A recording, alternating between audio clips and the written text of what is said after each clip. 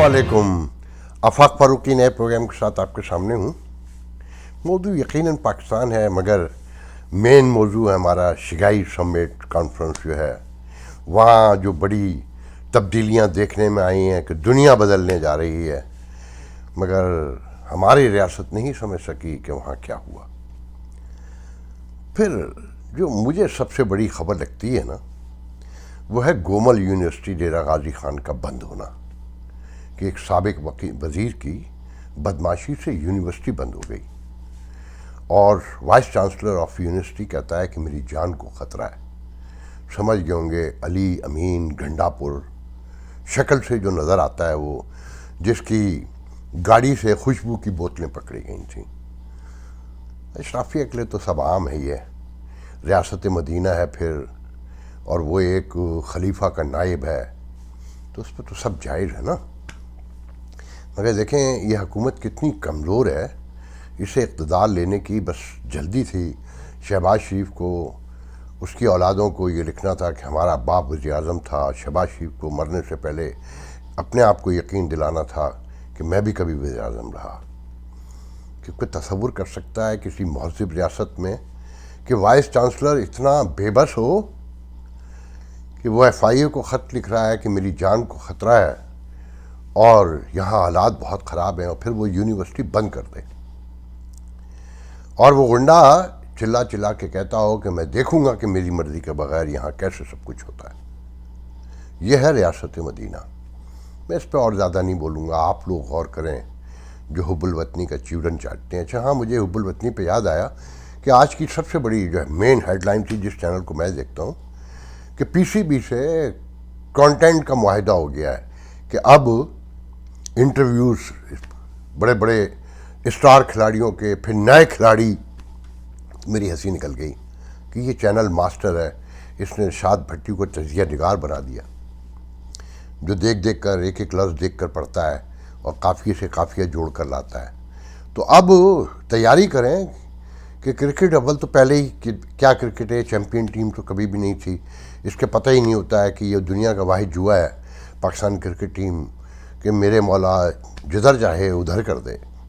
तो अब क्रिकेटर भी इसके अपने होंगे, इसकी NGOs अपनी। आपने देखा ना कि वो ज़फ़र अब्बास 1000 ट्रक लेके पहुंच गया, पूरा सिंध सबके पेट भर चुके हैं और इसकी कुमक की लाइन टूट ही नहीं रही है।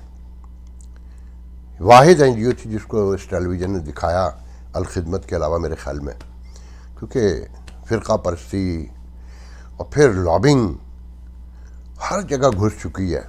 तो अब क्रिकेट पर भी बहुत बुरा वक्त आने वाला है कि क्रिकेटर भी इसके अपने होंगे, क्योंकि एयरवाई से किंग, कराची किंग से मुकाबला है ना। पहले तो सपोर्ट करते थे, अब भी करते हैं यकीनन, लाहौर की टीम को। मस्त कलंदर क्या है वो कलंदर, मुझे नहीं, लाहौर कलंदर को। तो अब ये क्रिकेटर भी अपने पैदा करेंगे। इस चैनल की खुसूसियत है ये। तो आप देखें ना, दुनिया का सबसे बड़ा मज़ाहिया शो ज़रा देखें ज़रा गौर से, तो हंसी निकल जाती है कि क्या क़ैतुल रिजाल है और क्या वक्त पड़ा है उम्मत पर। उस शो को देख कर पता चलता है। तो बहरहाल उससे बाहर निकलते हैं। इस यहाँ पर क्रिकेट के हवाले से आपको एक मेजर और ख़बर दे दूँ, बहुत डिटेल में तो मैं नहीं जाऊँगा, इसकी इजाज़त नहीं देता है प्रोग्राम का जो ड्यूरेशन है, कि शाहीन शाह का मुस्तकबिल ख़त्म करने का फ़ैसला कर लिया है रमीज़ राजा ने। आपने ये तो सुन लिया होगा ना कि वो लंदन अपने ख़र्चे पे गया है। क्यों? कि वो शाहिद आफरीदी का होने। अच्छा, मैं शाहिद आफरीदी को ज़रा भी पसंद नहीं करता। वो भी NGO चलाता है ना, मुकम्मल फ्रॉड, हिसाब किताब तो कोई देता नहीं है। हर साल निकलता है, वो मिलियंस ऑफ डॉलर जमा करता है, जेब में डालता है, पहुंच जाता है, किसी को नहीं पता वो क्या काम कर रहा है, कहाँ कर रहा है, किसी ने कोई काम नहीं देखा उसका। नज़र आता ना, इस वक्त सैलाब में तो नज़र आता ना। मगर जो बात हकीकत है उसे कहना चाहिए कि शाहीन शाह, मैं तो नहीं जानता, मैं क्रिकेट का इतना बड़ा शौक़ भी नहीं रखता और ना शौकीन हूँ। देखता हूँ कभी कभी जब इंडिया पाकिस्तान का मैच हो, क्योंकि मेरे अंदर भी तो वही ब्लड है ना जो आपके अंदर है। तो शाहीन शाह जो दुनिया का कहते हैं सबसे बड़ा फास्ट बॉलर है इस वक्त, और पाकिस्तान की एक बहुत बड़ी उम्मीद है क्रिकेट के मैदान में, मगर वो शाहिद आफरीदी का दामाद होने वाला है। और शाहिद आफरीदी मुस्लिम लीग नून को और इमरान के अगेंस्ट है। तो रमीज़ राजा ने उसे खुले लाइन लगाने का फ़ैसला कर लिया है। अच्छा, रमीज़ राजा के खाते में बहुत कुछ है, आप लोग सब जानते हैं, और बाकी जानना है तो खुद जाने, मगर शाहीन शाह का मुस्तकबिल बहुत ख़तरे में इस वक्त, क्योंकि शहबाज शरीफ में इतनी जुर्रत नहीं हुई कि वो रमीज़ राजा को हटा सकता है, या ये सोच के नहीं हटाया कि साल भर की हुकूमत है, मगर वो इस साल में अपना शुएब मलिक का आपने ट्वीट तो पढ़ लिया होगा ना, कि जो भी मैच हारे तो उसने कहा ये दोस्तियाँ, ताल्लुकात और मेरिट का ख़ात्मा जब तक रहेगा ये मामलात यहीं रहेंगे। आगे बढ़ते हैं, कुछ चीज़ें हैं पहले उन पर डिस्कस कर लें। फवाद चौधरी, अच्छा वो कह रहे हैं, कहा जा रहा है ना मुसलसल कि खान साहब का रवैया बदला है। पता नहीं भाई कौन सा रवैया, कहाँ मुज़ाकरात हो रहे हैं, क्योंकि बूट चाटे बगैर तो नौकरी मिलनी नहीं है वज़ारत उज़्मा की। रियासत मदीना, आज़ादी, खुद मुख्तारी, वो सारी चीज़ें हैं। मैं अभी उस तरफ भी आऊँगा कि वो चाइना के, वो इंडिया के वो दिखा रहे थे ना खान साहब अपने जलसे में, कि देखें ये रशिया से तेल लेने के लिए क्या क्या बातें कर रहे हैं और कैसे जवाब दे रहे हैं, ये आज़ादी है, खुद मुख्तारी है। मैं उस तरफ भी आऊँगा। तो खान साहब कह रहे हैं कि 2 हफ्ते के अंदर अंदर कॉल तो देंगे हम, या तो इंतखाबात कराओ, मुल्क बर्बाद हो जाए, ख़त्म हो जाए, लोग डूब कर मर जाएं या आसमान से आफत गिरे, मगर खान साहब को इंतखाबात कराने हैं, उसके लिए मुज़ाकरात हो रहे हैं, क्योंकि खान साहब सबसे बड़े पॉपुलर लीडर हैं। इस जब तारीख़ लिखी जाएगी ना तो पता चलेगा कि ये एक फ़ैन क्लब था। पॉलिटिकली तो जो उनके सपोर्टर हैं 99% पूरे यकीन से मैं कहता हूँ कि उनमें एक बड़ी अक्सरियत वो है जो इन चोरों से, डाकुओं से, जो 30 साल इन्होंने 40 साल बोया, वो नफ़रत है। बाकी ख़वातीन हैं जिन्हें इमरान खान चाहिए, माचो मैन, उन्हें कुछ नहीं पता सियासत के बारे में, मगर वो डेमोक्रेसी है, वोट फैसला करता है। तो खान साहब का ये फ़ैन क्लब काम आ रहा है। फिर ये ओवरसीज़ पाकिस्तानी है, मेरी एज के लोग जो मार्शल लॉ में पैदा हुए, मार्शल लॉ में पले बड़े, जवान हुए, अमेरिका आ गए, दौलत सब कुछ कमा लिया, मगर पता कुछ नहीं है। उन्हें ये नहीं पता कि उनकी ज़िंदगियों में जो ये तब्दीलियाँ हैं, ये बड़े बड़े मकानात, बड़ी बड़ी ब्रांडेड गाड़ियाँ, आज़ादियाँ, ये अमेरिका की, यूरोप की, ये कॉन्स्टिट्यूशन की आज़ादियाँ, डेमोक्रेसी, इसकी वजह से हैं।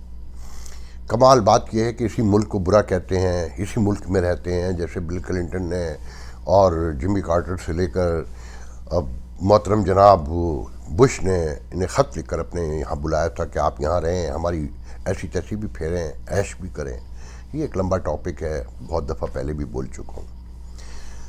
तो इंतखाबात तो चाहिए, वरना वो कॉल देंगे। फवाद चौधरी साहब ने प्रेस कॉन्फ्रेंस की कोर कमेटी के इजलास के बाद कि जनाब बहुत बड़ा कंसर्न है, बड़ा दुख हुआ सैलाब के ऊपर, और फिर खान साहब 2 हफ्ते से ज़्यादा आगे बढ़ने को तैयार नहीं, इंतखाबात का ऐलान करना होगा। फिर उन्होंने बताया कि इकॉनमी बर्बाद हो चुकी है, मगर ये नहीं बताते कि इसका आगाज़ कहाँ से हुआ था, कैसे हुआ था, IMF से कौन भागा था, ये जो कड़ी शराइत रखी क्यों रखी कि एक रियासत पहले भाग चुकी थी फिर दोबारा लौटी। फिर उन्होंने बताया कि अब तशद्दुद का मुल्क में और गुरबत की वजह से आलम यह है कि किराने की दुकानों पर डकैतियाँ होने लगी हैं, पिंडी से कराची तक। कराची का भी मजबूरन आज नाम लेना पड़ा। कराची तो बरसों से लुट रहा है, बर्बाद हो रहा है, क्योंकि आबादी का फ़्लो इतना ज़्यादा है कि नीचे दही इलाकों में तो कुछ है ही नहीं ना। और साथ में उन्होंने कहा कि 3 लाख लोगों का जॉब जा चुका है, 10 लाख का जाने वाला है। जिनके जॉब जाने वाले हैं वो इन लोगों को आके लिखवाते हैं कि अब हमारी नौकरी जाने वाली है। अच्छा, कोई ये नहीं बताने को तैयार है, कहने को तैयार है कि जो मुल्क की हालात हैं, जो पॉलिटिकल केओस है, और जो रोज़ खान साहब थ्रेट करते हैं, धमकियां देते हैं, जलसे करते हैं डूबे हुए मुल्क में और पैसा खर्च कर रहे हैं। फिर दिलचस्प बात यह कि बताया गया 11 अरब रुपए जमा हो गए, और अब पंजाब की हुकूमतें और सरहद की KPK की हुकूमतें उसका लाएमल बनाएंगी कि वो कहते हैं ना, मुनसिफ हो तो अभी हश्र क्यों नहीं देते, मगर जब मर जाएगी मखलूक तब ये हश्र उठाएंगे, जब ये पैसे बांटेंगे, और ये भी पंजाब में और KPK में बांटेंगे। लिया है उन्होंने, मिसाल के तौर पे इसी शहर ह्यूस्टन से कराची का बंदा है जिसने पहले $1 मिलियन दिया, फिर कहा कि आपके एंड तक 10 मिलियन भी देंगे जावेद अनवर साहब, मुझे नहीं पता देंगे कि नहीं देंगे, मगर ये बांटेंगे पंजाब में और KPK में। और कब बांटेंगे ये कुछ नहीं पता, मतलब जब सब मर जाएंगे, जो भूख से और बीमारी से, प्यास से, सर्दी से, अब सर्दी आने वाली है और पानी नहीं उतरा है, और सिंध हुकूमत की आनियाँ जानियाँ तो आप सबको पता ही हैं। तो ये तो वो खबरें हैं जिन पे डिस्कस करना बहुत ज़रूरी था। अब मैं आता हूँ मेन खबर की तरफ। आप ये देखें, मैंने कल आपको बताया था कि अमेरिका से सब कुछ ले लिया, IMF भी आ गया, वर्ल्ड बैंक ने भी हाँ कर दी, कोविड के दौरान बेतहाशा वैक्सीन भी पूरी दुनिया में जो सबसे ज़्यादा अमेरिका ने वैक्सीन दी वो पाकिस्तान को दी। फिर साथ में इमदाद भी मिली, अभी सबसे ज़्यादा अमेरिका ने दी इमदाद अगर बाकी मुल्कों को देखा जाए जो अब तक आई है। यूनाइटेड नेशन भी भेज दिया, और फिर इंडिया जो कहता था मैं चाइना से दोस्ती करूंगा और रशिया के साथ तेल खरीदूंगा, जो खासा बार बार दिखा रहे थे, पाकिस्तान को फौजी इमदाद देके चीन में और रूस में और हम खासकर भारत में तो एक कुराम पड़ गया ना।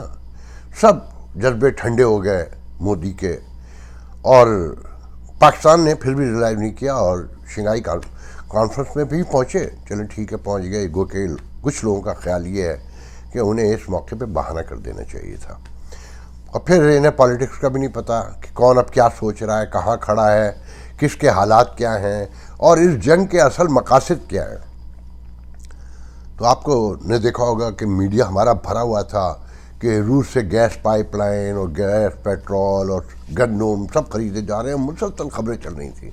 फिर आपने नोट किया होगा कल से सारी खबरें बंद हो गई, अचानक साफ सून गया। पता है क्यों? मोदी ने अपनी तकरीर में प्यूटन की मौजूदगी में तनकीद की और कहा कि ये एरा जंग का एरा नहीं है और जंगों से दूर रहना चाहिए, और यूक्रेन की जंग जो है इसने दुनिया पर बहुत बुरे इम्पैक्ट डाले हैं, और महंगाई और सारा बयान किया, साफ सूंघ गया सबको। और फिर वो चीन, जिसके लिए भारत और चीन दोनों के लिए रूस ने कहा था कि हम दुनिया में अकेले नहीं हैं, हमारे साथ चीन और हिंदुस्तान जैसे बड़े मुल्क साथ हैं। कहा जाता है कि जब चीन और रूस एक टेबल पर बैठे एक बहुत बड़े कमरे में, तो प्यूटन ने आगाज़ यहाँ से किया कि मुझे पता है कि बीजिंग को यूक्रेन पे मास्को के हमले पर कुछ खदशात हैं, कुछ सवालात हैं, और उनकी दाइश तनकीद को हम मुस्बत अंदाज में लेते हैं। न्यूयॉर्क टाइम्स से लेके पूरी दुनिया के अखबारात की लीड स्टोरी है कि चाइना भी रूस से पीछे हट गया, और फिर वो चीन जिससे भारत दोस्ती के दावे और नारे लगा रहा था, वहाँ मोदी ने न सलाम दुआ की, यहाँ तक कि मुसाफा करना तो दूर की बात, मुस्कुरा के भी चीनी सदर की तरफ नहीं देखा। मतलब ये बता दिया कि हम अमेरिका, यूरोप और उनके अलाइज से जो दुनिया की टेक्नोलॉजी, दुनिया की सारी साइंस, आज की तरक्की, civilization, human rights, women rights से लेकर जो शहरी आज़ादियाँ, डेमोक्रेसी है, जो डील करते हैं, जिनकी वजह से आज दुनिया महज़िब है, हम उनके खिलाफ नहीं जा सकते। और हम साइड लाइन पर मुलाकातें कर रहे थे, दावे कर रहे थे, वादे कर रहे थे, अमेरिका को थ्रेट कर रहे थे। कुछ और चाहते होंगे, मुझे वो भी पता है क्या चाहते हैं, कि बाइडन ने अभी कहा है पिछले 2 दिन पहले कि जो खित्ते में दहशतगर्दी का ख़तरा है, पाकिस्तान को उससे निपटना पड़ेगा। अफगानिस्तान से लेकर शुमारी इलाकों तक जो कुछ भी हो रहा है, तालिबान तो आ गए हैं ना, आपको पता है ना। मैं उस तरफ नहीं जाऊंगा कि अमेरिका ने $3 बिलियन जो क्यों रिलीज़ किए हैं अफगान फंड से ह्यूमन राइट्स के इशू पर, वो एक बड़ी लंबी डिटेल है, वो आप सबको ऑलमोस्ट पता ही है। उसकी जो बारीकी है, नतीजेटी हैं, उस पर फिर कभी बात कर लेंगे। तो बहरहाल पाकिस्तान जो है वो नारे मार रहा था शंघाई में खड़े होकर कि हम तो रूस के करीब भी जाएंगे, और मोदी ने पाकिस्तान को भी मुंह नहीं लगाया, उनसे भी कोई बात नहीं की, शहबाज शरीफ की तरफ देखा भी नहीं। और फिर आपने नोट किया कि सारी खबरें गायब हो गई जब चीन का रवैया देखा टूवर्ड्स रशिया, और इंडिया का रवैया देखा चाइना की तरफ भी और रूस की तरफ भी। तो हमारे तो होश उड़ गए हमारी रियासत के कि ये क्या हो गया, अब हम क्या करें।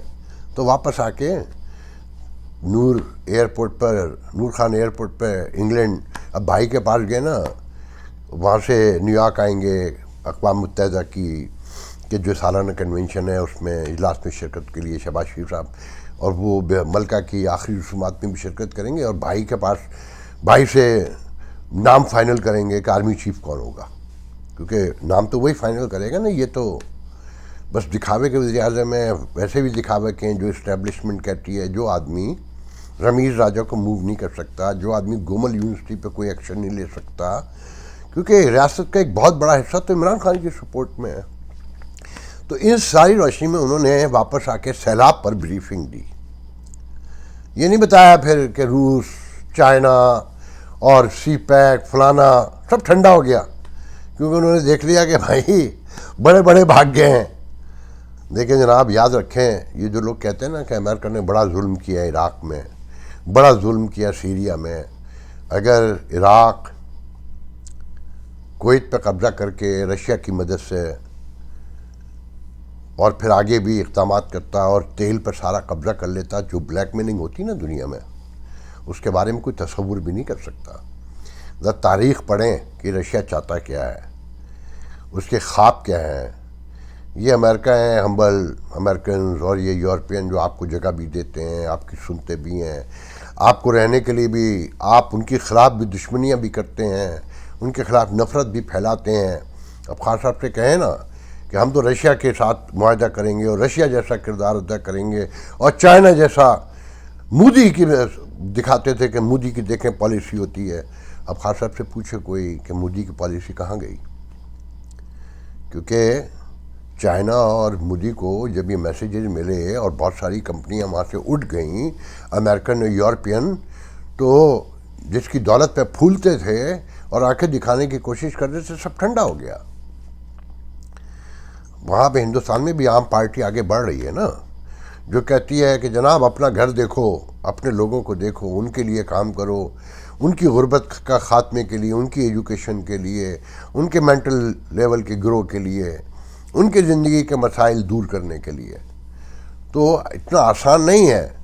बात यह है कि चीज़ों को उनके देखें, मुझे ऐसे लोग कहीं ये नहीं कहते हमें चाइना से लड़ना चाहिए या रशिया से लड़ना चाहिए, मगर जो हमारे मददगार हैं, अभी आपने सुना होगा 110 तैयारे अब तक पहुंच चुके हैं पाकिस्तान में मदद के लिए, उसमें 20 तैयारे अमेरिका ने भेजे, 41 सबसे ज़्यादा यूएई ने जो अमेरिका का अलाइज है, और 13 तैयारे टर्की ने भेजे, और बाकी 15 से 18 तैयारे यूएन और उसकी सब्सिडरीज हैं, जो वर्ल्ड फूड फाउंडेशन से लेकर सारे। तो 110 तैयारे हैं, इसमें कोई एक चाइना का नहीं है, कोई रशिया का नहीं है। कहाँ है रशिया और चाइना? अभी तक तो आपके लिए कोई मदद, जैसे खान साहब के पास 11 अरब रुपये पड़े हैं, दिया कुछ नहीं है। तो चाइना भी मुझे नहीं पता कि देगा कि नहीं देगा और क्या देगा, या रशिया ने क्या दिया। तो इन सारी रोशनी में ज़िंदगी के सारे फैसले करें, गौर से देखें कहीं आपकी खुद मुख्तारी आज़ादी जब तक आप नहीं चाहेंगे नहीं छिनेगी। और आज़ादी खुद मुख्तारी की बुनियादी शराइत ये हैं कि मेहनत करें, काम करें, सोशो पॉलिटिकल आपके दरमियान सेटलमेंट होना चाहिए, आप मैशत के हवाले से संजीदा हों। आपकी संजीदगी का आलम यह है कि आज ही कोई फैक्ट्रियाँ पकड़ी गई हैं जो जाली दवा बना रही थी। ये झूठे अपने आप को तसल्लियाँ देना और मुसलसल झूठ बोलना, लीडर भी झूठा, कौम भी झूठी, उसमें फिर आज़ादी के नारे लगाना और भीख लेके कटोरा पहुंच जाना और कहना यह कि देखें ये शहबाज शरीफ भीख मांगने जा रहा है। भाई आपने क्या किया था 4.25 साल? आप भीख ही मांगते रहे थे। और अब भी जो आप कहते हैं, आपका कहना यह है कि जी ओवरसीज़ पाकिस्तानी यही बहुत हैं पाकिस्तान की तरक्की के लिए। ये कहाँ से लाते हैं ये ओवरसीज़ पाकिस्तानी? ये अमेरिका, यूरोप और उन्हीं के अलाइज हैं सारे, सऊदी अरब, यूएई यही है ना।